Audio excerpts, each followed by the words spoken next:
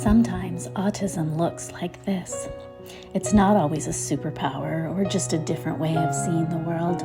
Sometimes it's messes and meltdowns and dysregulation that leads to destruction. This is all too normal to our family. Like the mom saying here, we've had the most beautiful of times and the exciting things of how cute, how quirky, look what our autistic kid is doing. He's so funny. And then we've had so much of this. And in a lot of cases, more of this in our life than the opposite. This is a hot button right now. I think the world too often only sees like the high functioning world and that quirky, funny side of autism. They have zero clue that there is a giant majority that this is more their life of what they do. But you don't see this because people don't want to post their dirty laundry. They don't want you to see this type of stuff. So that's why the most of the media has no clue. And that's sad because people should be able to share what's really going on.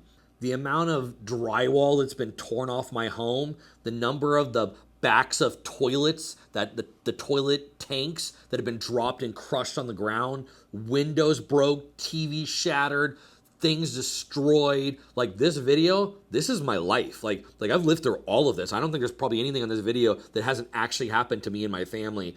And people need to understand this is part of the autism road. Now, as you do this and as you get help from therapists and mentors and other parents that have gone before you, you will find that there are things that help. And there also are triggers that cause kids to have meltdowns that you can remove from their life. One of our biggest ones is we realized that there was some crazy dietary inflammation stuff happening. So like Taven years ago, we removed all dyes from his diet and we removed all gluten from his diet. A bunch of Taven's behaviors started to subside when we changed his diet. So there's definitely a connection between the immune system, the gut health, and what happens and comes out in their behavior. So you got to do what works for your family. But I would say that if you're in a bad season, you need to start looking at all the elements around. And maybe your first one could be you could try nutritional supplementation and changing dietary. It's good that this mom is open and kind of sharing both the good and bad